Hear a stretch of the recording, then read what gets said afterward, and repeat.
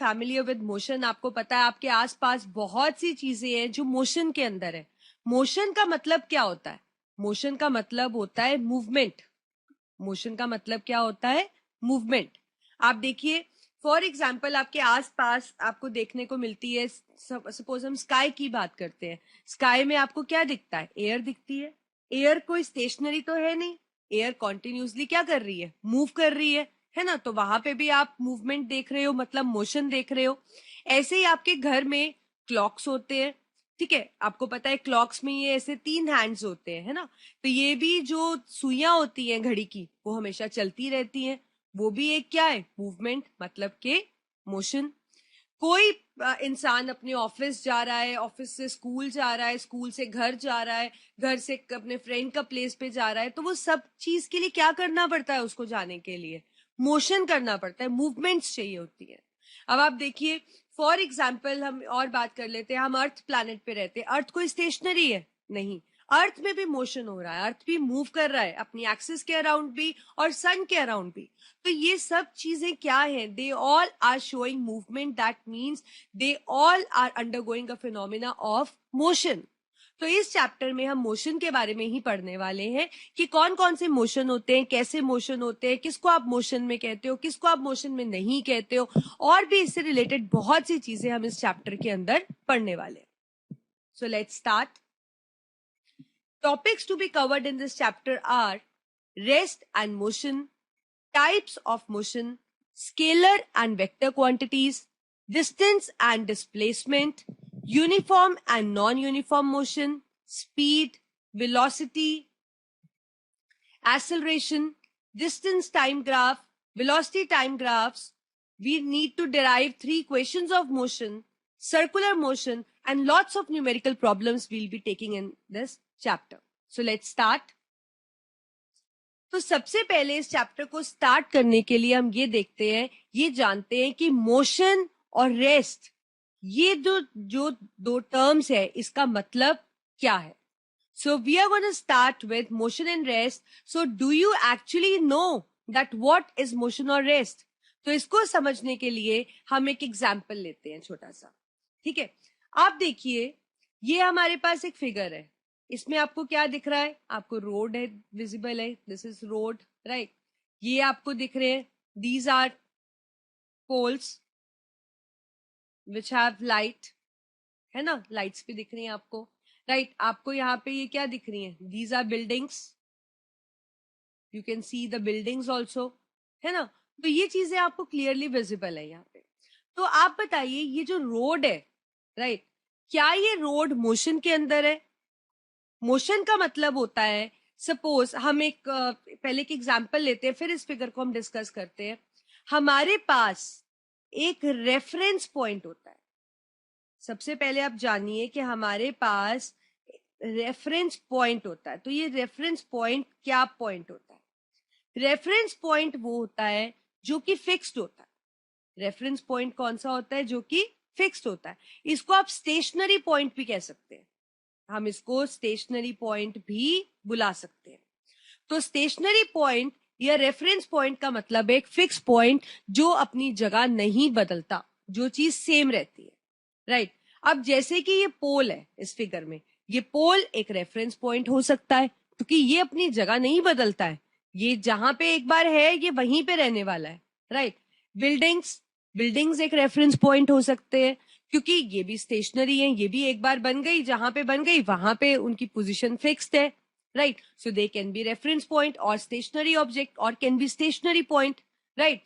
ऐसे ही मतलब कभी भी किसी चीज के मोशन को पढ़ने के लिए हमें एक फिक्स पॉइंट की जरूरत होती है, मतलब एक रेफरेंस पॉइंट, स्टेशनरी पॉइंट या स्टेशनरी ऑब्जेक्ट की जरूरत होती है, क्योंकि उसी से रिलेट करके हम बताते हैं दूसरे के बारे में कि दूसरी चीज मोशन में है या मोशन में नहीं है, राइट.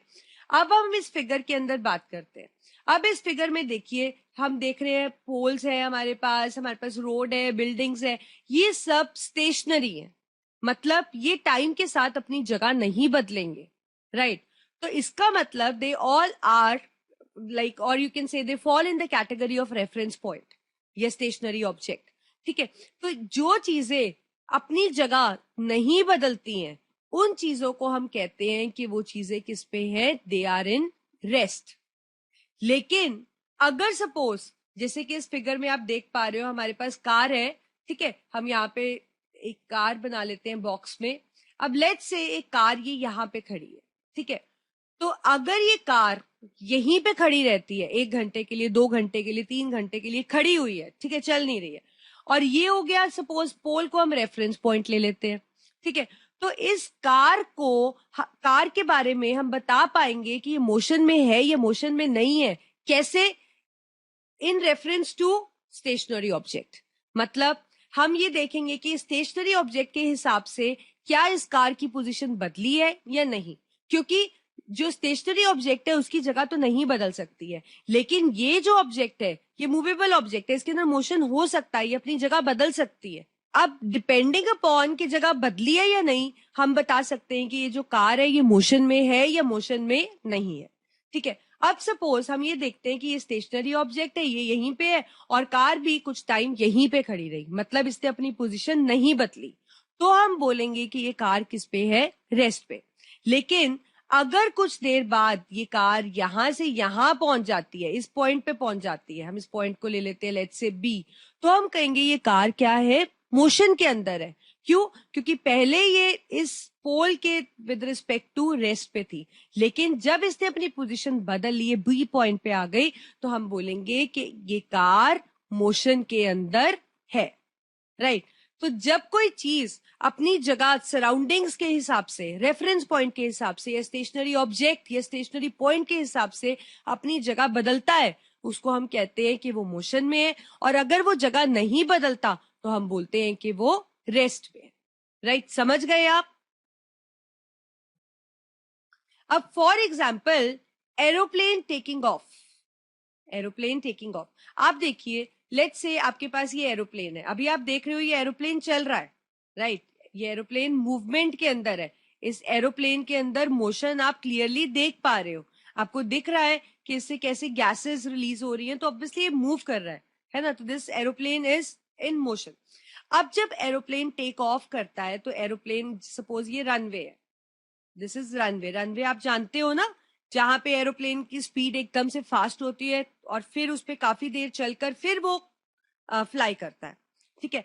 अब रनवे पे जब यहाँ एरोप्लेन है, ठीक है, तो अगर वो यहीं पे खड़ा है, suppose with respect to surroundings और स्टेशनरी ऑब्जेक्ट काफी टाइम से यहीं पे खड़ा है, तो हम उसे बोलेंगे कि ये एरोप्लेन रेस्ट पे है।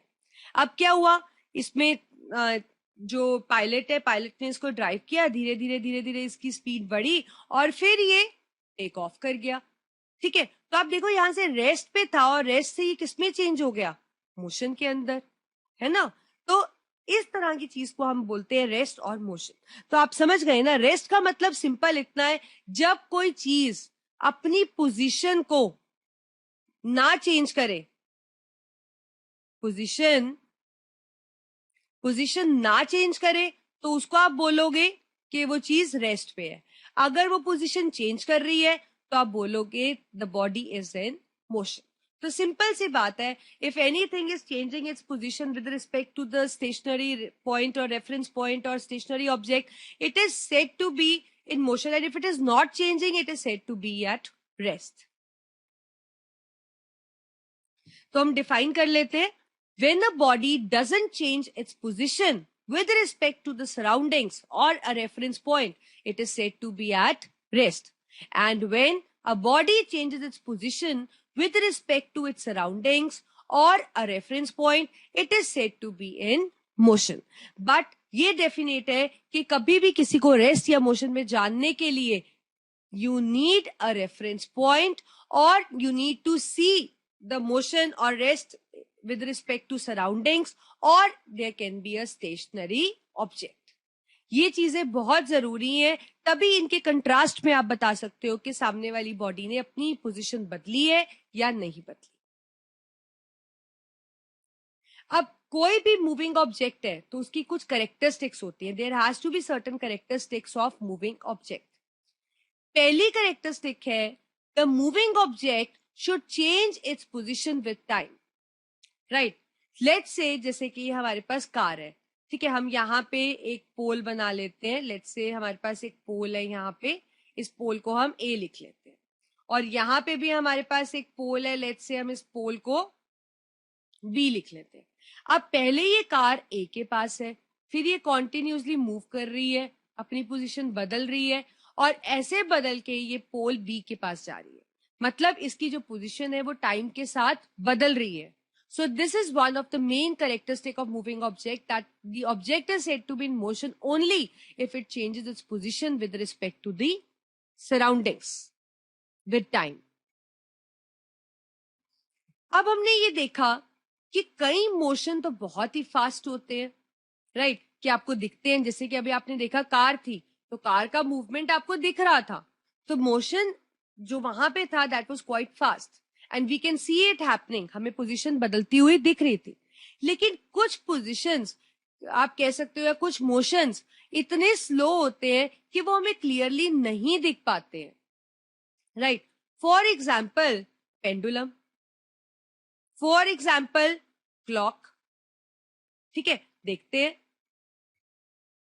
लाइक पेंडुलम ऑफ क्लॉक, आपने देखा है कि जो पेंडुलम होता है क्लॉक का, उसके अंदर जो मोशन होता है वो होता है लेकिन उतना विजिबल नहीं होता. ऐसे ही एक बहुत अच्छा एग्जाम्पल है हमारे पास रिस्ट वॉच. अगर आप अपनी रिस्ट वॉच को देखेंगे तो आप देखोगे कि रिस्ट वॉच के अंदर 3 हैंड्स होते हैं. ठीक है, हमारे पास मिनट की सुई होती है, right, we have minute hand, we have second hand जो सेकेंड्स को डिनोट करती है, we have this thing hour hand जो हमें आर के बारे में बताती है. आप देख पा रहे हो हमारे पास इस वॉच के अंदर भी आप देख पा रहे हो हमें तीनों सुइयां दिख रही हैं. ये रेड वाली सुई हमारी सेकेंड की सुई है, जो छोटी वाली सुई है ये हमारी आर हैंड है, और ये वाली जो ब्लैक आप देख पा रहे हो दिस इज मिनट हैंड. ठीक है, तो नॉर्मली मोशन के अंदर आपको कौन सा हैंड दिखता है? आपको सेकेंड वाली सुई की पोजीशन भी बदलते हुए दिखती है, आपको मिनट हैंड की भी दिखती है बदलते हुए विद टाइम. पर अगर आप क्लोजली देखो तभी आपको आर हैंड की मूवमेंट दिखती है, क्योंकि जो आर वाली सुई है उसके अंदर मूवमेंट होती है लेकिन बहुत स्लो होती है. तो हम कह सकते हैं कि कई मोशंस तो बहुत फास्ट है कि हमें मतलब बहुत आसानी से ही पता लग जाता है कि वो जगह बदली गई है, और कई मोशंस थोड़े स्लो होते हैं तो वो हमें बहुत क्लियरली उनको विजुअलाइज करना पड़ता है, तब हमें पता लगता है कि उसके अंदर मोशन प्रोड्यूस हुआ है. So we can write in this way that it has 3 hands, minute, seconds and hour hand. Out of them, the second hand moves fast, that its motion can be seen. But in order to see the motion in hour hand and minute hand, we have to keep the track as the motion in them is comparatively very slow. See, now we have different types of motion. We have linear motion. Linear motion is that when the body travels in a straight line. For example अगर आपके पास एक car consider कर लेते हैं और वो ऐसे स्ट्रेट लाइन में ट्रेवल कर रही है, राइट, तो उस मोशन को हम क्या बुलाएंगे? Linear motion. Another type of motion is rotational motion, when a body rotates about a fixed axis. जैसे कि आप इस फिगर में देख पा रहे हो, इस फिगर में ये जो व्हील्स हैं they are rotating about a fixed axis, right. So this is a rotational motion. ऐसे ही हमारे पास सर्कुलर मोशन होता है, when a body moves along a curved path.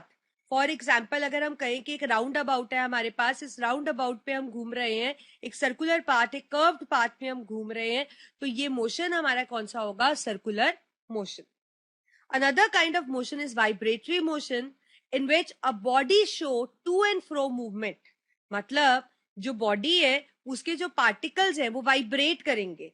अब वो वाइब्रेशन ऐसे भी हो सकती है, टू एंड फ्रो भी हो सकती है, अप एंड डाउन भी हो सकती है.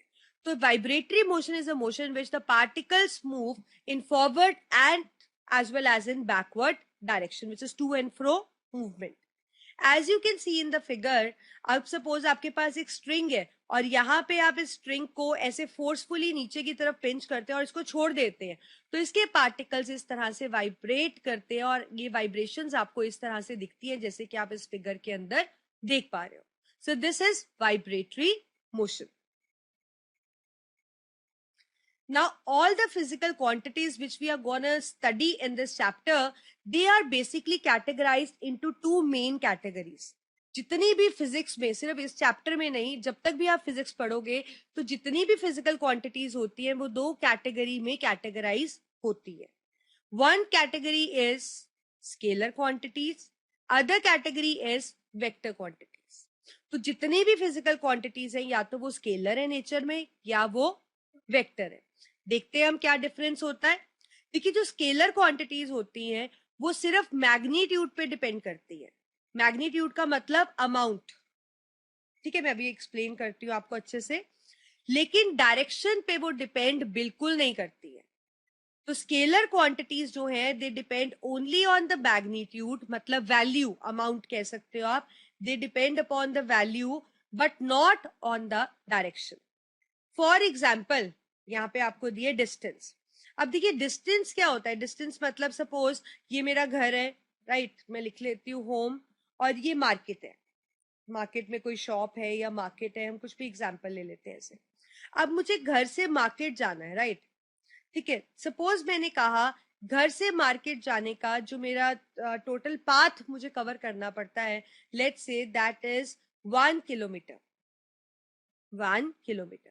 ठीक है, तो अगर कोई मुझसे पूछेगा मैंने कितना डिस्टेंस ट्रैवल किया, तो मैं 1 किलोमीटर बोलूंगी ना. मैं ये तो नहीं बोलूंगी कि जी मैं पहले 200 मीटर्स नॉर्थ में गई, फिर मैं 300 मीटर साउथ में गई, फिर मैंने 400 मीटर्स ऐसे दूसरा डायरेक्शन लिया, फिर मैं मार्केट पहुंची. ऐसे तो आप नहीं बताओगे ना. आप कैसे बताओगे. आप सिर्फ मैग्नीट्यूड बताओगे, आप सिर्फ वैल्यू बताओगे कि आपने कितना डिस्टेंस चला, कितना पाथ आपने चला. ठीक है, तो ऐसी जितनी भी क्वांटिटीज हैं जो सिर्फ अमाउंट या वैल्यू या आप जिसको मैग्नीट्यूड टेक्निकली बोलते हो उस पे डिपेंड करती है, डायरेक्शन पे डिपेंड नहीं करती. उनको बताने के लिए डायरेक्शन को स्पेसिफाई नहीं करना पड़ता. उन क्वांटिटीज को आप बोलते हो scalar quantities. For example, as we have already discussed distance. तो जितनी भी स्केलर क्वांटिटीज है उनको रिप्रेजेंट करने का कोई नया तरीका बिल्कुल नहीं होता है. जो हमारे एग्जाम्पल्स हैं स्केलर क्वांटिटीज के, जो सिंबल से हम उनको डिनोट करते हैं वो सेम होते हैं. जैसे फॉर एग्जाम्पल डिस्टेंस को हम एस से डिनोट करते हैं, तो चाहे वो स्केलर क्वांटिटी है, राइट, तो फिर भी हम उसका सिंबल एस ही यूज करेंगे. हम उस पर कुछ एक्स्ट्रा चीज नहीं लगाएंगे जो कि उसको डिनोट करेगी कि ये स्केलर क्वांटिटी है. तो जितनी स्केलर क्वांटिटीज है वो अपने सिंबल से ही रिप्रेजेंट होती है. Next we have vector quantities. Vector quantities ऐसी फिजिकल क्वांटिटीज है जो मैग्नीट्यूड, जैसे कि अभी हमने बात करी वैल्यू, मैग्नीट्यूड मतलब वैल्यू पे तो डिपेंड करती है, पर साथ में डायरेक्शन भी वहां पे स्पेसिफाई करनी जरूरी होती है. उन क्वांटिटीज को हम बोलते हैं vector quantities. For example displacement. अभी हम आगे डिस्कस करेंगे डिस्प्लेसमेंट क्या होती है. तो अभी के लिए आप सिर्फ इतना याद रखो कि स्केलर के लिए मैग्नीट्यूड है, डायरेक्शन नहीं जरूरत स्पेसिफाई करने की. लेकिन वेक्टर क्वांटिटी ऐसी है जिसमें मैग्नीट्यूड भी बताना पड़ेगा और डायरेक्शन भी स्पेसिफाई करनी बहुत जरूरी होगी. और वेक्टर क्वांटिटीज को अगर हम लिखते हैं, फॉर एग्जाम्पल मैं आपसे बोलूं कुछ भी एक्स वाई जेड कुछ भी एग्जाम्पल ले लूं और मैं आपसे कहूं कि कोई फिजिकल क्वांटिटी है जिसका सिंबल है जेड और ये वेक्टर है नेचर में, तो वेक्टर क्वांटिटी के ऊपर हमें एरो लगाना पड़ता है जो हमें डेफिनेट करता है कि भी ये इस डायरेक्शन में हो रहा है, मतलब डायरेक्शन स्पेसिफाइड है, राइट. तो वेक्टर क्वांटिटीज में मैग्नीट्यूड और डायरेक्शन दोनों इंपॉर्टेंट रोल प्ले करते हैं, लेकिन स्केलर क्वांटिटीज में सिर्फ हमें मैग्नीट्यूड की जरूरत है, उसकी डायरेक्शन को स्पेसिफाई करने की जरूरत नहीं है. एग्जाम्पल यहाँ पे हमने डिस्प्लेसमेंट किया है, क्योंकि अभी आपको पता नहीं है डिस्प्लेसमेंट क्या होता है, तो अभी हम डिस्टेंस डिस्प्लेसमेंट ही नेक्स्ट टॉपिक पढ़ने वाले हैं. तो आई थिंक स्केलर वेक्टर तो क्लियर हो गया ना आपको. तो सिंपल सा बेसिक सा अपने माइंड में आप रखिए, scalar quantities depend upon magnitude, vector quantities depend upon magnitude as well as on direction. So all the physical quantities are categorized in either of two, या तो वो स्केलर है या वो वेक्टर है. अब हमारे पास है डिस्टेंस एंड डिस्प्लेसमेंट. बहुत ही इंपॉर्टेंट टॉपिक है, पेपर में अक्सर पूछा जाता है. तो सबसे पहले हम डिस्टेंस को पढ़ते हैं. ठीक है, डिस्टेंस की डेफिनेशन तक पहुंचने से पहले हम एक एग्जाम्पल कंसिडर करते हैं. ठीक है, लेट्स से ये हमारे पास एक बच्चा है, we have a boy, right, he is going to school.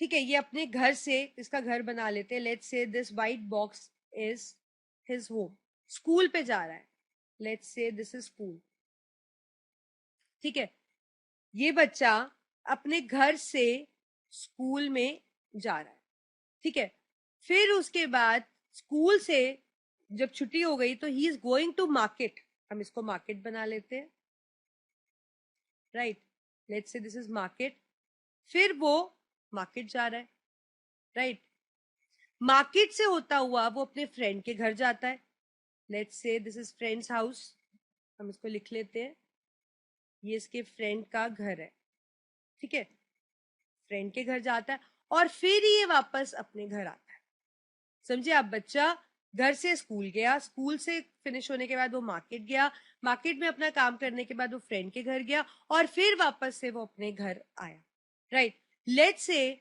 घर से स्कूल जाने में जो मतलब उसको चलना पड़ा, लेट्स से फॉर एग्जांपल उसको 2 किलोमीटर चलना पड़ा, ठीक है, स्कूल से मार्केट ज्यादा दूर नहीं थी, लेट्स से 1 किलोमीटर पे ही थी, तो स्कूल से मार्केट जाने के लिए 1 किलोमीटर चलना पड़ा, मार्केट से जो फ्रेंड का घर था वो भी लगभग 1 किलोमीटर की ही दूरी पे था, और वापस फ्रेंड के घर से जब वो अपने घर पे आया, लेट्स से वो 2 किलोमीटर पे ही था, ठीक है, तो जो बच्चा था वो कितना चला, 2 किलोमीटर, 1 किलोमीटर, 1 किलोमीटर और 2 किलोमीटर, तो जितना भी इसने पाथ ट्रेवल किया, चाहे किसी भी डायरेक्शन में ट्रेवल किया, उस एक्चुअल पाथ जो वो ट्रेवल कर रहा है उसको हम क्या बुलाते हैं, डिस्टेंस, समझे आप, किसी भी डायरेक्शन में वो जा रहा है, चाहे साउथ जाए, नॉर्थ जाए, ईस्ट जाए, कहीं पे भी जाए, पर जो भी पाथ वो चल रहा है दैट इज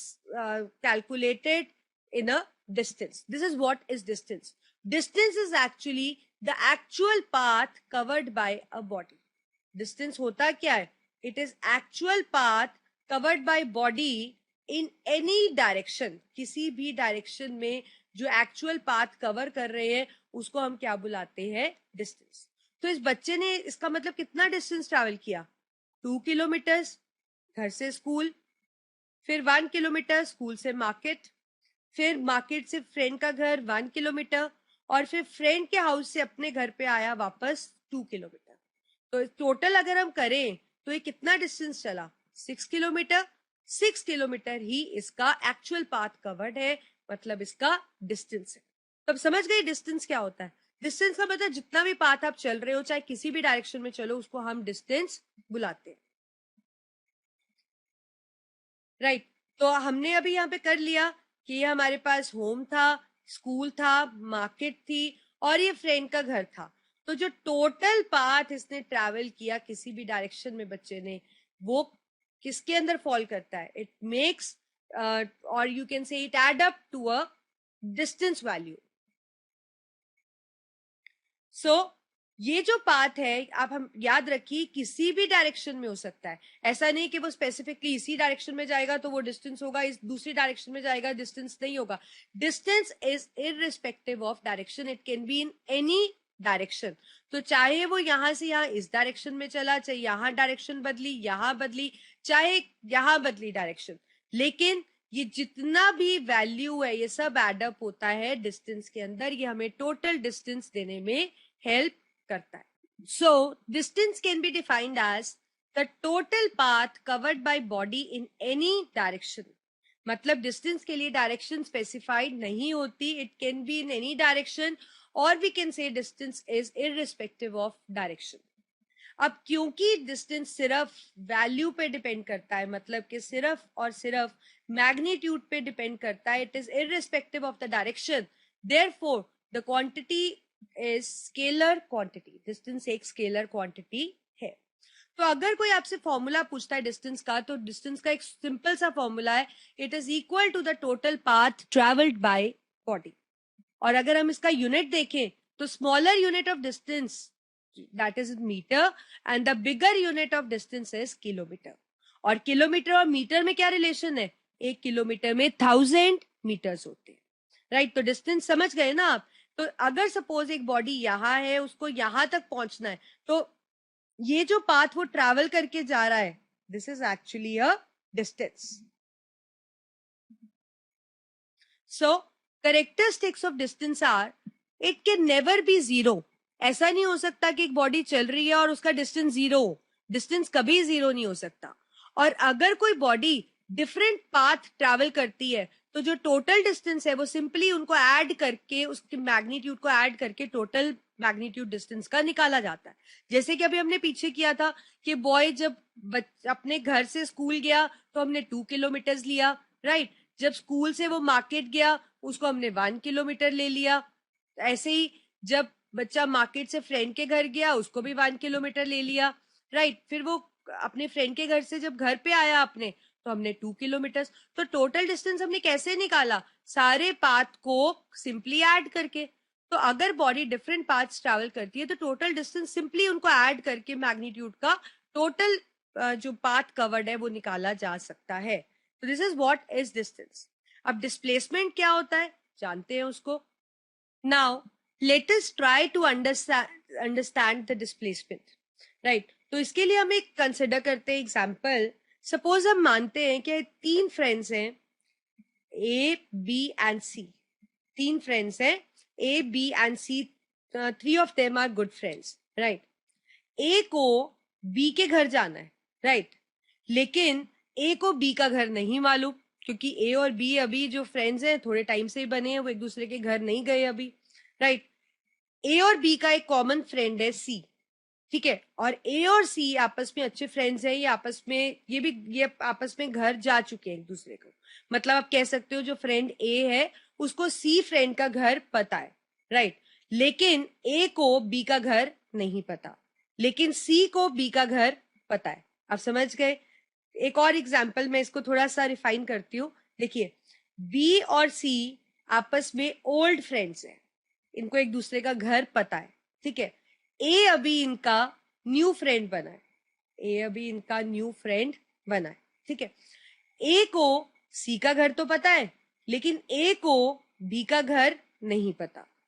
दोस्ती तो अच्छी है लेकिन अभी एक दूसरे के घर नहीं गए वो, तो इसलिए ए को बी का घर नहीं पता, राइट. अब बी का है बर्थडे आज. बी का क्या है? Birthday, right. तो ए को बी के घर जाना है, बर्थडे पे इनविटेशन है उसके पास. तो ए क्या करता है? पहले सी के घर जाता है, राइट. लेट्स से ए का और सी का घर आपस में 2 किलोमीटर के डिस्टेंस पे है, राइट. तो 2 किलोमीटर चल के ए सी के घर जाता है, राइट. फिर दोनों ए और सी दोनों मिलकर बी के घर जाते हैं. लेट्स से सी का घर बी से 1 किलोमीटर की दूरी पे है. तो ए और सी दोनों मिलके 1 किलोमीटर और चलते हैं और वो बी के घर चले जाते हैं, ठीक है. तो अगर हम देखें तो ए जो था, ए को कितना डिस्टेंस ट्रैवल करना पड़ा, कितना चलना पड़ा? पहले वो सी के घर गया 2 किलोमीटर, फिर दोनों मिलके बी के घर गए 1 किलोमीटर. तो टोटल डिस्टेंस ट्रैवल करना पड़ा उनको 3 किलोमीटर, राइट. अब अगर ए को बी का घर पहले से पता होता तो उसको सी के घर नहीं जाना पड़ता, ए डायरेक्टली बी के घर जाता, राइट. और देखा गया कि ए और बी का घर मतलब इतना दूर भी नहीं था. अगर जितना ए को पहले घूम कर जाना पड़ा, पहले सी के घर और फिर उसके साथ मिलकर बी के घर जाना पड़ा, तो 3 किलोमीटर चलना पड़ा ऐसा करने में. लेकिन अगर ए को घर पता होता और वो बी के घर डायरेक्ट जाता तो वो एक ही डायरेक्शन में स्पेसिफाइड जाता और वो डिस्टेंस, टोटल डिस्टेंस जो उसको ट्रैवल करना पड़ता वो कितना होता? 1.5 किलोमीटर, राइट. तो यहां पे हमारा कंसेप्ट आता है डिस्प्लेसमेंट. डिस्प्लेसमेंट क्या होता है? डिस्प्लेसमेंट एक शॉर्टेस्ट रूट होता है. डिस्प्लेसमेंट क्या होता है? डिस्प्लेसमेंट एक शॉर्टेस्ट रूट होता है, राइट. जैसे कि अगर ए को बी के घर जाना होता तो वो एक शॉर्ट रूट पकड़ता और वो ऑब्वियसली 3 किलोमीटर से तो कम ही होने वाला था, ठीक है. और वो एक ही डायरेक्शन में जाता. So this is called as displacement. So in this example the distance is 3 kilometre but the displacement is 1.5 kilometres, right. तो आप समझे डिस्प्लेसमेंट क्या होता है. डिस्प्लेसमेंट का मतलब डिस्प्लेसमेंट डिस्टेंस ही होता है लेकिन एक शॉर्ट रूट होता है और एक स्पेसिफाइड डायरेक्शन में होता है. तो हम देखते हैं डिस्प्लेसमेंट को डिफाइन करते हैं. Displacement is the shortest route travelled by body in given direction. तो डिस्प्लेसमेंट एक शॉर्ट रूट है जो एक ही डायरेक्शन के अंदर स्पेसिफाइड है, मतलब उसमें डायरेक्शन स्पेसिफाइड होती है। अब क्योंकि यहाँ पे डायरेक्शन स्पेसिफाइड है, मैग्नीट्यूड तो है और डायरेक्शन भी है, तो डिस्प्लेसमेंट कौन सी क्वांटिटी हुआ? डिस्प्लेसमेंट एक वेक्टर क्वांटिटी है, क्योंकि वेक्टर क्वांटिटीज होती हैं जिसके अंदर आपके पास मैग्नीट्यूड भी होता है और डायरेक्शन भी होता है। और वेक्टर क्वांटिटीज को हमने डिस्कस किया था, हम कैसे रिप्रेजेंट करते हैं, हम उनके ऊपर एक एरो हेड लगाते हैं जो हमें बताता है कि it is occurring in a specified direction. अब इस फिगर के अंदर अगर सपोज हम कहीं एक बंदे ने यहां से इस पॉइंट पे जाना है, तो वो यहां से पूरा डिस्टेंस ट्रेवल करके गया, अगर वो सीधा जाता तो ये शॉर्ट रूट रहता ना, इस शॉर्ट रूट को आप क्या बुलाते हो? डिस्प्लेसमेंट। और कैरेक्टरिस्टिक्स देखते हैं हम डिस्प्लेसमेंट के। Displacement can be zero. Now the question is under what circumstances the displacement can be zero. अब देखिए फॉर एग्जाम्पल, आप A पॉइंट से शुरू हुए और आप B पॉइंट पे गए, ठीक है, आप A पॉइंट से B पॉइंट पे जा रहे हो, राइट, फिर आप वापस से B पॉइंट से A पॉइंट पे आ रहे हो, ठीक है। तो जब हमारे स्टार्टिंग या आप इनिशियल पॉइंट कह सकते हो, जब हमारा स्टार्ट पॉइंट या इनिशियल पॉइंट और हमारा फाइनल पॉइंट सेम होता है तो डिस्प्लेसमेंट क्या होती है? जीरो। समझे? आपने ए से ही शुरू किया, आप एक सर्टेन डिस्टेंस ट्रैवल करके गए, लेट्स से एक्स आप डिस्टेंस ट्रैवल करके बी पे गए, फिर आप वापस से उल्टी डायरेक्शन में, ऑपोजिट डायरेक्शन में आ रहे हो एक्स ही डिस्टेंस ट्रैवल करके, और आप इनिशियल पॉइंट पे ही वापस आ रहे हो, तो उस केस में हमारी डिस्प्लेसमेंट क्या होती है? जीरो। तो जब हमारा स्टार्ट और एंड पॉइंट कोइंसाइड करता है, एक ही होता है, then the displacement is zero. Similarly, if you are moving on a roundabout, you start from this point and you end at the same point, तो आपका displacement क्या होगा? Zero. So all the bodies which are moving in a circular path, no doubt their displacement is always zero. अब ऐसे ही if a body travels different path, अगर हम displacement देखेंगे, different displacement travel कर रहे हैं वो, तब जो total displacement है, it cannot be calculated by adding simply vectors. हम simply vectors को add करके नहीं बना सकते, मतलब आपको उस पर सिंपल एडिशन नहीं करना पड़ता, उसके अंदर हम डिफरेंट वेक्टर्स को ऐड करते हैं, मतलब हम डायरेक्शंस को भी कंसिडर करते हैं। अब फॉर एग्जाम्पल इस केस के अंदर ये एक्स डिस्टेंस इस डायरेक्शन में गया, तो ये एक्स डिस्टेंस ऑपोजिट डायरेक्शन में आया, तो आपने यहाँ वेक्टर्स को देखा, तो अब आप देखिए दोनों का डायरेक्शन अलग है, ऑपोजिट डायरेक्शन है ना, तो इसलिए इन दोनों ने एक दूसरे का इफेक्ट कैंसिल कर दिया। तो इसका मतलब यहाँ पे हम उनके वेक्टर्स को, उनकी डायरेक्शंस को भी कंसिडर करते हैं while adding those displacements. Now we have a question based on distance and displacement, and in this we have a man travels a distance of 1.5 metre towards east. आपको दिया हुआ है कि जो मैन है ये डिस्टेंस ट्रैवल कर रहा है 1.5 metre towards east, right, then he travels 2 metres in south, फिर वो साउथ की तरफ 2 मीटर्स कर रहा है, and then 4.5 metres towards east again. ठीक है, आपको फाइंड करना है total distance and resultant displacement. तो इस क्वेश्चन को करने के लिए, क्योंकि आपको पता है मीटर काफी बड़ा होता है, तो हम एक छोटा यूनिट कंसिडर कर लेते हैं, और फॉर अ टाइमिंग हम कंसिडर कर लेते हैं कि 1 metre is equal to 1 centimetre, right. और इसको समझने के लिए हम एक ग्राफ ड्रॉ करते हैं जिसके अंदर हम इन डायमेंशंस का यूज करते हैं। हमें दिया गया है a man travel a distance of 1.5 metre towards east, right. So let's say this is 1.5 metres, हम एक 1.5 मीटर्स मतलब हम उसको सेंटीमीटर में ले लेंगे, 1.5 सेंटीमीटर की एक लाइन बना लेते हैं। Let's say this point is A and this is B, और ये ईस्ट की तरफ हम ड्रॉ कर लेते हैं, राइट। उसके बाद आपको दिया गया है that this man travels 2 metres in south, तो हम साउथ की तरफ एक लाइन ड्रॉ कर लेते हैं, कितनी, 2 मीटर्स, मतलब 2 सेंटीमीटर से हम डिनोट कर लेते हैं उसको। Let's say this is 2 centimeter and this point is C and this is towards south. Now, the man travels 4.5 meter towards east. अब दोबारा से 4.5 मीटर, तो हम let's say 4.5 सेंटीमीटर की लेंथ ड्रॉ कर लेते हैं। Let's say this point is D और ये किस डायरेक्शन में है, towards east. राइट।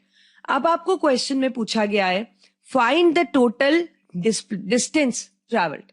तो टोटल डिस्टेंस तो आपको पता है कि जितना भी पाथ चलते हैं चाहे किसी भी डायरेक्शन में चलें तो वो डिस्टेंस में कंट्रीब्यूट करता है, राइट।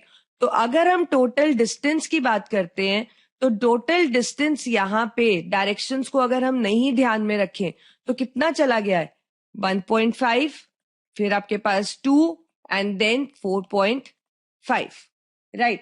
तो इसको जब आप टोटल करते हो it comes out to be this thing 8 metres, क्योंकि अब हम यहाँ इसको मीटर्स में ही ले लेते हैं। So let's say it comes out to be 8 metres when we add them. Now to find resultant displacement, next चीज आपको क्या पूछी गई है, to find the resultant displacement. Resultant displacement find करने के लिए हम इसके अंदर ड्रॉ कर लेते हैं, हम स्टार्टिंग और एंडिंग पॉइंट को ज्वाइन कर देते हैं लाइन ड्रॉ करके।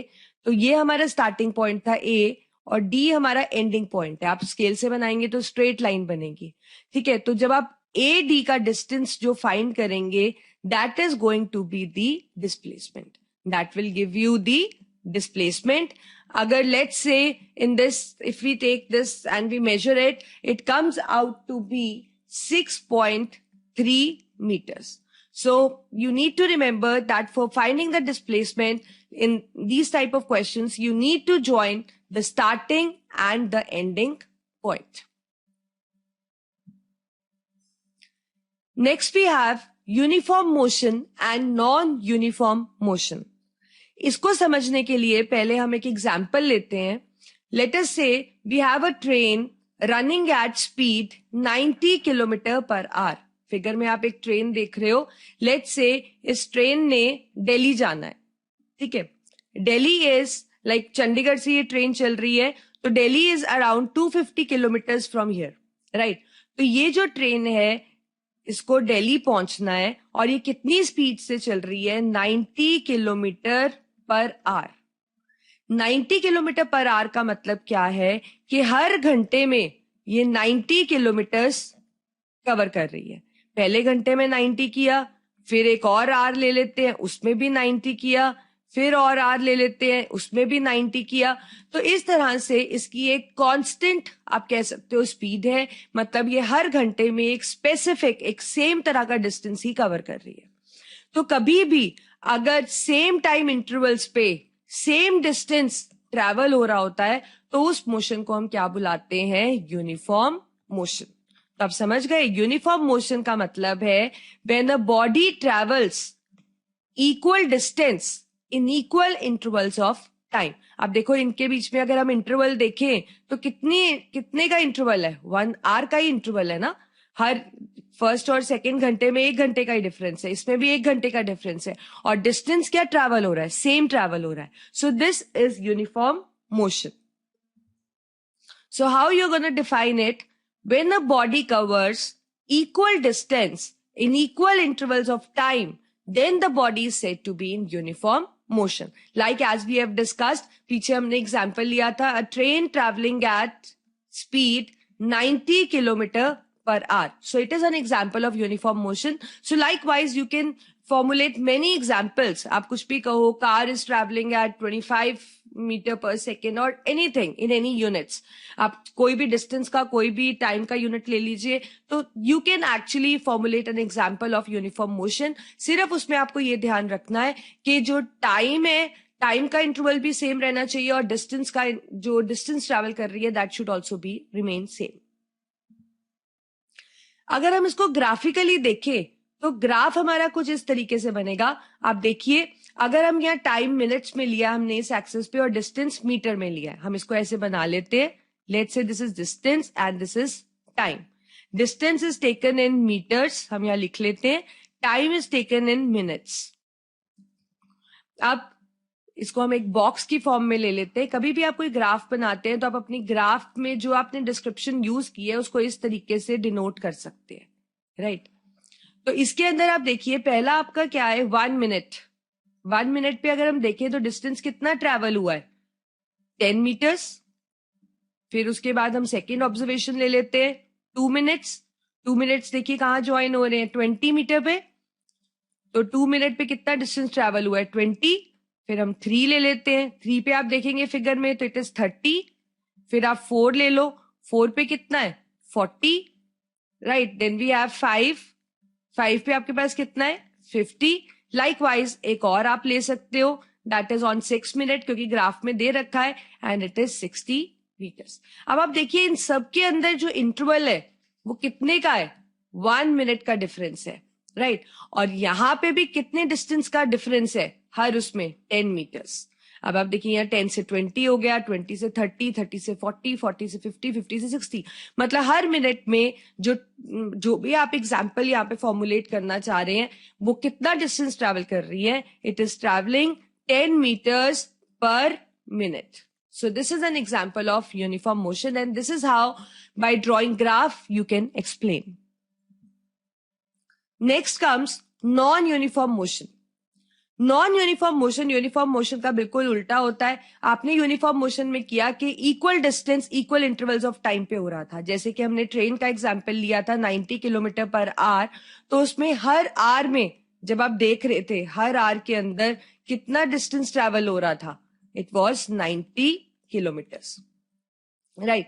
पर नॉन यूनिफॉर्म मोशन में ऐसा नहीं होता। नॉन यूनिफॉर्म मोशन में फॉर एग्जाम्पल अगर मैं कहूं कि हम दिल्ली जा रहे हैं, मतलब अगर हम किसी भी कार की बात कर रहे हैं कि कार दिल्ली जा रही है और दिल्ली 250 किलोमीटर दूर है, तो उसमें हम एग्जाम्पल को इस तरीके से लेट से फॉर्मुलेट कर सकते हैं। यहाँ पे हम लिखते हैं डिस्टेंस, यहाँ पे हम लिखते हैं टाइम। लेट से 1 घंटे के अंदर जो कार थी उसकी स्पीड थी 60 किलोमीटर पर आवर।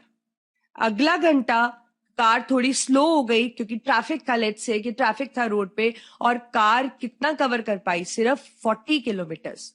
फिर अगले 1 घंटे वो लंच करने के लिए रुक गए, तो जो कार था उसका जो डिस्टेंस था वो बिल्कुल ही सेम रहा, मतलब कार एक्चुअली स्टॉप्ड। फिर उसके बाद एक और घंटा लिया गया, उसमें कार ने फिर से 60 किलोमीटर ट्रैवल किया। तो अब देखिए जो कार थी यहाँ पे 60 किलोमीटर ट्रैवल किया, तो यहाँ पे 40 किया, तो टोटल यहाँ पे कितना बन गया, 100 हो गया ना। टोटल 100 किलोमीटर कार ट्रैवल कर चुकी है। इस 1 आवर पे कार का डिस्टेंस 100 ही रहा, इस पे कार का डिस्टेंस 160 किलोमीटर हो गया। तो अगर हम फ्रैक्शंस में देखें तो पहले 60, फिर 40, फिर 60, राइट। तो मतलब कार एक कांस्टेंट स्पीड से तो ट्रैवल नहीं कर रही, कार का डिस्टेंस सेम तो नहीं रह रहा, लेकिन टाइम इंटरवल आपके हाथ में है देखना, तो time interval will remain same, क्योंकि आप टाइम इंटरवल जिस पे देख रहे हो वो तो आपके हाथ में है ना, कि आपने 1 आवर के बाद ही देखा, आपने फिक्स कर दिया कि आप 1 आवर के बाद ही नोटिस करेंगे। तो लेकिन यहाँ पे जो कार ने डिस्टेंस ट्रैवल किया वो क्या था, different. So this is non uniform motion, ठीक है। So this could be due to you can say huge traffic on the road, या फिर आप कह सकते हो कि भी जो ड्राइवर है वो ही एक सेम स्पीड पे नहीं ड्राइव कर पा रहा ड्यू टू एनी रीजन। तो this is what is non uniform motion.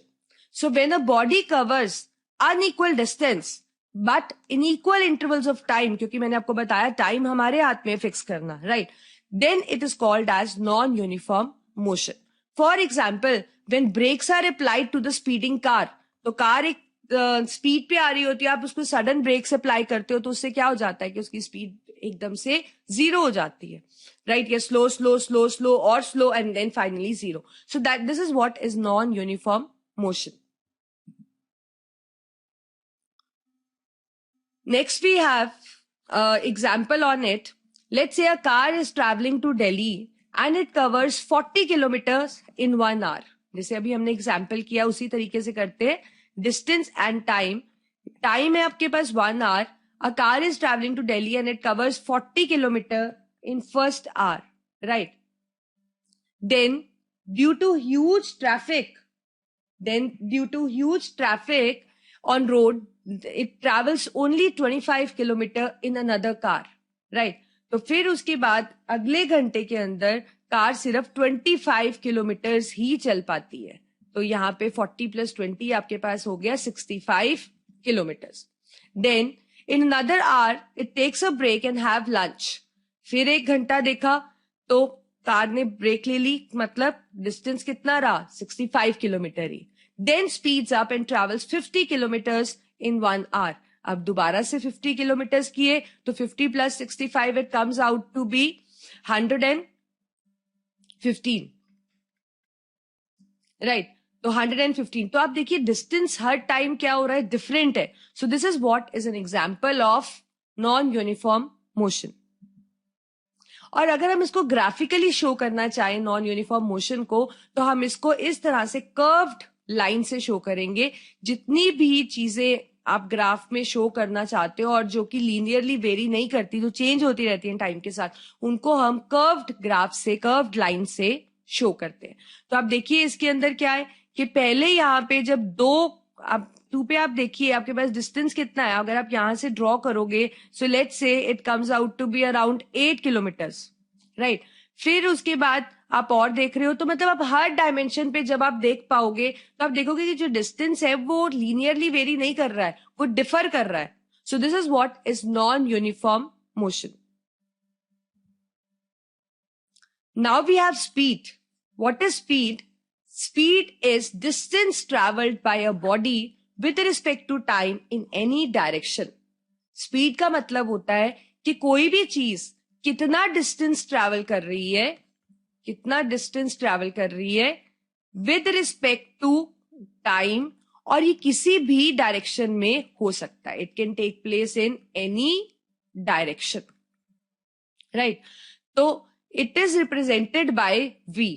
हर एक चीज जो चलती है उसकी एक स्पीड तो होती ही है, क्योंकि वो कुछ डिस्टेंस तो ट्रैवल करती है टाइम के साथ, तो स्पीड कम ज्यादा हो सकती है। अब जैसे यहाँ पे आप इस फिगर में देख रहे हो और आपको लग रहा है कि ये कार एक स्पीडिंग कार है, मतलब इसकी स्पीड काफी ज्यादा है, इसका मतलब ये काफी डिस्टेंस ट्रैवल कर रही है काफी टाइम में। तो स्पीड का मतलब सिर्फ इतना होता है, distance travelled with respect to time and it can take place in any direction. अगर हम इसका फॉर्मूला देखें तो हमने डिस्कस कर चुके हैं, it is distance by time.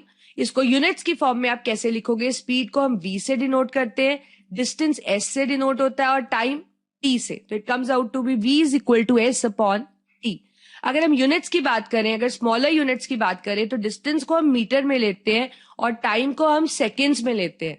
So it comes out to be metre per second. और अगर बिगर यूनिट्स में देखें तो डिस्टेंस आपके पास किलोमीटर में और टाइम आपके पास आवर में होता है, तो it comes out to be kilometre per hour. अब क्योंकि इसके अंदर मैंने आपको बताया कोई भी डायरेक्शन में हो सकता है ये, it can take place in any direction, that means it is irrespective of direction, so it is a scalar quantity. Speed of any body at any instant, किसी भी इंस्टेंट पे आप किसी भी चीज की स्पीड जानना चाहो, it can be measured by speedometer, right. But distance travelled by the car is measured by odometer. तो डिस्टेंस आप ओडोमीटर से मेजर करते हैं और स्पीड आप स्पीडोमीटर से मेजर करते हैं, जैसे कि आपको फिगर्स में दिया गया है और आपको पता भी है इस बारे में, क्योंकि ये नॉर्मली ये मीटर्स जो है वो कार्स में, व्हीकल्स में यूज होते हैं। अब ऐसे ही हमारे पास एक स्पीड है एवरेज स्पीड। अब सपोज आप कार पे दिल्ली जा रहे हो, राइट। आप कार पे दिल्ली जा रहे हो, अगर कार पे आप दिल्ली जा रहे हो और आपको मतलब अराउंड 250 किलोमीटर्स का डिस्टेंस तय करना है और आप दिल्ली पहुंचे और कितनी देर में पहुंचे, लेट्स से आप 4 आवर्स में पहुंचे, राइट। तो बीच में आपकी स्पीड कभी ज्यादा रही हो, कम रही हो, ऐसा हो सकता है ना। लेकिन एवरेज स्पीड का मतलब है कि आप एक टोटल डिस्टेंस को स्पेसिफाई करेंगे और टोटल टाइम देखेंगे कि आपको कितना लगा। आप थोड़े थोड़े 1-1 घंटे के इंटरवल्स पे नहीं, या 10-10, 15-15 मिनट के इंटरवल्स पे नहीं, आप एक टोटल देखेंगे कि टोटल डिस्टेंस ट्रैवल करने में आपको कितना टाइम लगा, पूरा दिल्ली पहुंचने में आपको कितना टाइम लगा। फिर आप एक उसकी एवरेज स्पीड निकालेंगे, आप एवरेज स्पीड कंप्यूट करेंगे कि टोटल डिस्टेंस ट्रैवल करने में आपको कितना टाइम लगा, तो वो आपके ट्रिप की एक एवरेज स्पीड हो। इसको डिनोट हम इसी से करेंगे, एवरेज स्पीड को v से, डिस्टेंस को आप s से और टाइम को t से। बस फर्क क्या है, ये एवरेज स्पीड होगी आपके ट्रिप की और यहां आप टोटल डिस्टेंस यूज करेंगे और टोटल टाइम। तो लिखा आप ऐसे भी सकते हैं v is equal to s upon t, but you should remember that it is the total distance traveled in total time taken to cover that certain distance. अब जैसे दिल्ली का एग्जांपल लिया, मैं आपसे बता रही हूँ कि 250 किलोमीटर आपने 4 घंटे में ट्रैवल किए, तो आपकी एवरेज स्पीड कितनी रही? 250, टोटल टाइम इज 4, राइट। तो आप इसको सॉल्व कर लेंगे and this comes out to be your average speed. कुछ न्यूमेरिकल्स करते हैं अब हम एवरेज स्पीड के ऊपर।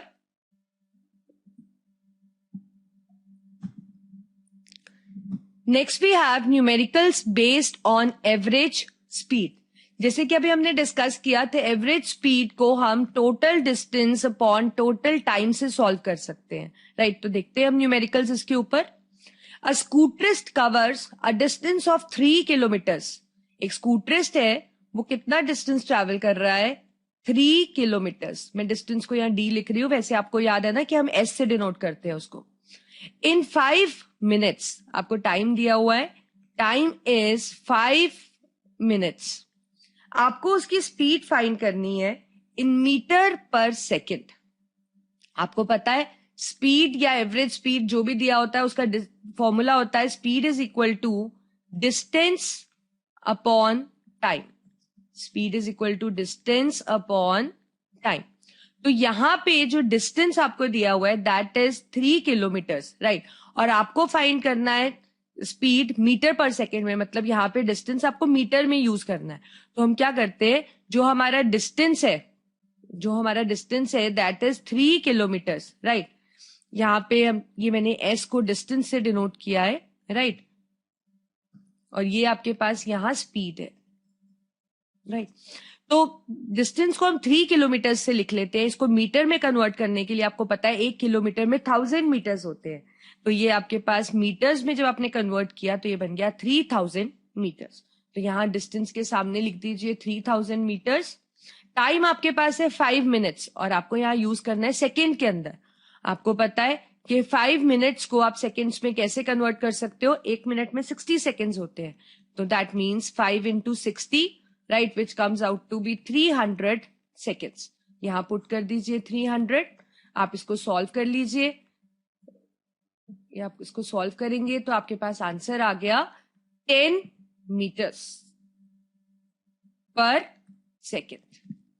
10 मीटर्स पर सेकेंड। तो ये आपका फर्स्ट सॉल्व हो गया। इसका आंसर है 10 metre per second.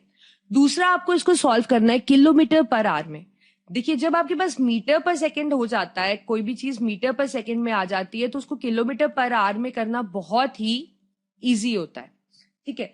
Kilometre per our में करने के लिए मीटर पर सेकेंड को आपको सिर्फ मल्टीप्लाई करना है इसको 18/5 से, राइट। तो ये आपके पास है मीटर पर सेकेंड में 10 मीटर पर सेकेंड। तो किलोमीटर पर आवर में करने के लिए इसको हम 18/5 से मल्टीप्लाई करेंगे। हमने इसको काटा तो ये हमारे पास आ गया 36 किलोमीटर पर आवर। तो ये आंसर हमारे पास बन गया 36 किलोमीटर पर आवर। आप इसको ऐसे भी कर सकते थे कि पहले आप 3 किलोमीटर यूज करते, 5 मिनट को आप आवर्स में कन्वर्ट करते, जैसे कि हमने फर्स्ट केस में किया। पर सिंपल रहता है कि जब भी आप याद रखिए कि जब भी कभी मीटर पर सेकेंड में आपके पास आंसर आ गया है, उसको किलोमीटर पर आवर में चेंज करना है तो आप 18/5 से मल्टीप्लाई कर दीजिए। और अगर ऐसा आपने उल्टा करना है कि किलोमीटर पर आवर को मीटर पर सेकेंड में करना है तो इस टर्म को आप रेसिप्रोकेट कर दीजिए, मतलब इसको इंटू 5/18 कर दीजिए। अगर आप ऐसा करेंगे तो इजी भी हो जाएगा और आपका आंसर भी सॉल्व हो जाएगा। Next question we have is a train travels a distance of 120 kilometres in 3 hours. हमारे पास एक ट्रेन है, हम ऐसे बना लेते हैं। The train covers 120 kilometres in 3 hours. मतलब इतना डिस्टेंस ट्रेन कवर कर रही है कितने टाइम के अंदर? 3 आवर्स में, right. Whereas the another train travels a distance of 180 kilometre. एक और ट्रेन है, वो कितना डिस्टेंस ट्रेवल कर रही है? 180 किलोमीटर। और कितने टाइम में? 4 आवर्स में। आपको बताना है इनमें से कौन सी ट्रेन फास्टर चल रही है। तो आप क्या करेंगे, दोनों ही केस में आप इनकी स्पीड सॉल्व कर लीजिए। आपके पास स्पीड आ जाएगी तो आपको पता लग जाएगा किसकी स्पीड फास्ट है। तो यहाँ यूनिट सबसे पहले चेक कीजिए, kilometre per our. Kilometre per our एक सेट बनता है, आपको पता है कि metre per second, kilometre per our, ये ऐसा यूनिट्स होते हैं। तो आप यूनिट्स को चेंज करने की जरूरत बिल्कुल नहीं है। तो स्पीड को फाइंड करने के लिए आपके पास ये है डिस्टेंस और ये आपके पास टाइम। इसको आपने सॉल्व किया तो ये आपके पास बन गया 40 किलोमीटर पर आवर। ऐसे आपने इसके लिए भी फाइंड किया तो ये बन गया 180/4 which comes out to be, आप इसको सॉल्व करेंगे तो ये आपके पास आ गया 45 किलोमीटर्स पर आवर। तो आप देखिए दोनों में से कौन सी ट्रेन फास्टर ट्रैवल कर रही है। अनदर ट्रेन जो कि ये वाली ट्रेन है, it is travelling eight faster rate. Next question आपके पास है, a car travels 30 kilometre with uniform speed of 40 kilometre per our.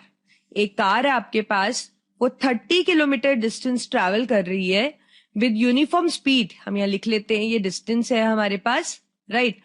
और वो ट्रैवल कर रही है यूनिफॉर्म स्पीड से, और वो स्पीड कितनी है, that is 40 kilometre per hour, इतनी स्पीड से ट्रैवल कर रही है। Then this car travel next 30 kilometres, एक और 30 किलोमीटर्स ट्रैवल करती है with speed 20 kilometres per hour. हमें निकालना है average speed of the car. हमें पता है average speed is equal to total distance upon total time. तो अगर आप टोटल डिस्टेंस देखें तो एक डिस्टेंस है 30, दूसरा डिस्टेंस भी है 30, so it comes out to be 60 kilometres. Next आपको लिखना है टोटल टाइम, पर आपके पास टाइम दोनों ही केसेस का गिवन नहीं है, लेकिन हमें पता है speed is equal to distance upon time. यहां पे आपके पास स्पीड भी है, आपके पास डिस्टेंस भी है, तो आप टाइम इजिली सॉल्व कर सकते हैं। तो पहले हम फर्स्ट केस का टाइम सॉल्व कर लेते हैं। तो इसको अगर आप चेंज करो तो टाइम की टर्म्स में अगर हम लिखें तो it comes out to be distance upon speed. Distance है 30, टाइम है आपके पास, स्पीड आपके पास 40, तो आपने इसको सॉल्व किया तो आपके पास टाइम आ गया 3/4 आवर्स। ऐसे ही आपने सेकेंड केस के लिए किया तो time is equal to distance by speed for this also. Distance आपके पास है 30 और स्पीड आपके पास है 20। इसको भी आपने सॉल्व किया तो it another time comes out to be 3/2 hours. तो एक टाइम आपके पास ये आ गया जिसको हम T1 ले लेते हैं, दूसरा टाइम आपके पास ये आ गया जिसको हम T2 ले लेते हैं। तो टोटल टाइम हम इनको ऐड करके निकाल सकते हैं। तो टोटल टाइम जो हमारे पास रहेगा that will be T1 plus T2। तो एक आपके पास है 3/4 और दूसरा आपके पास है 3/2। आप इनका एलसीएम लीजिए, एलसीएम लेके एलसीएम आ जाएगा 4, तो ये आपके पास आ गया 3 और यहाँ पे 6, तो it comes out to be 9/4 hours. इसको जब आप यहाँ पुट करेंगे 9/4 तो ये रेसिप्रोकेट हो जाएगा, it comes out to be 60 into 4/9। 60 into 4/2 60 into 4 हमारे पास हो जाएगा, इसको हम पहले लिख लेते हैं 240/9, एंड इसको जब आप डिवाइड करते हो तो it comes out to be 26.6 kilometres per hour. So this is the answer, that is this is the average speed for the given data, right?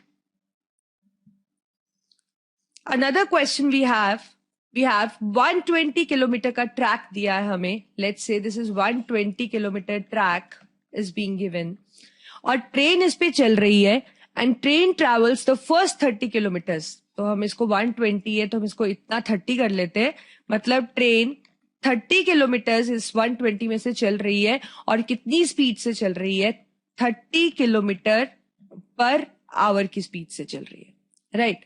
आपको पूछा गया है कि how fast the train travels the next 90 kilometres. 120 में से 30 चला गया तो लेफ्ट आपके पास 90 किलोमीटर्स ही रहा ना। तो ये जो नेक्स्ट 90 किलोमीटर्स है ये ट्रेन कितना फास्ट चलेगी, मतलब आपको स्पीड पूछी गई है कि कितनी स्पीड से चलेगी, सो दैट द एवरेज जो इस ट्रिप का एवरेज है that comes out to be 60 kilometre per hour. तो मतलब आपको इस पूरे ट्रिप की एवरेज स्पीड दे रखी है 60 किलोमीटर पर आवर और आपको ये स्पीड निकालनी है कि 90 किलोमीटर ये कैसे चलेगी। अब क्योंकि आपको एवरेज स्पीड गिवन है तो हम इसको एवरेज स्पीड से ही शुरू करते हैं। एवरेज स्पीड होती है total distance upon total time. Average speed इस ट्रिप की है 60, राइट। टोटल डिस्टेंस कितना है 120 और टोटल टाइम हमें नहीं पता कितना लगा, तो पहले हम सॉल्व कर लेते हैं। तो टोटल टाइम अगर आप सॉल्व करो 120/60 it comes out to be 2 hours. मतलब इस पूरे को चलने में टाइम कितना लगा एवरेज स्पीड को यूज करके, 2 आवर्स, राइट चाहे वो 30 किलोमीटर्स था चाहे वो 90 किलोमीटर्स था। अब हमारे पास अगर हम इसकी स्पीड निकालना चाहते हैं इस केस की, ठीक है, स्पीड ही चाहिए ना हमें, तो speed is distance by time.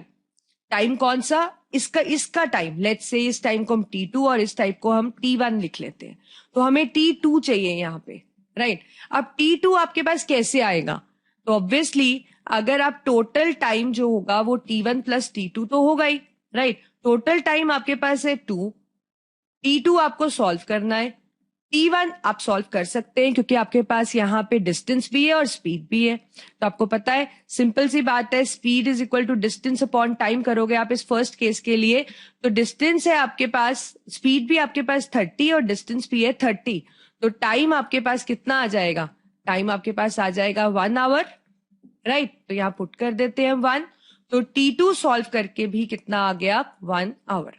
अब आप इस वैल्यू को यहाँ पे पुट कीजिए, तो स्पीड आपको फाइंड करना है, डिस्टेंस आपको पता है कि 90 किलोमीटर है और टाइम आपको पता है कि 1 आवर है। तो आप इसको सॉल्व करेंगे तो हमारे पास आंसर आ जाएगा कि इस 90 किलोमीटर को डिस्टेंस को पूरा करने के लिए कितनी स्पीड से ट्रेन को चलना पड़ेगा, 90 किलोमीटर पर आवर, तभी जो कि एवरेज स्पीड होगी एंटायर ट्रिप की, that comes out to be 60 kilometre per hour. समझ गए आपने इस क्वेश्चन को किस तरह से करना है।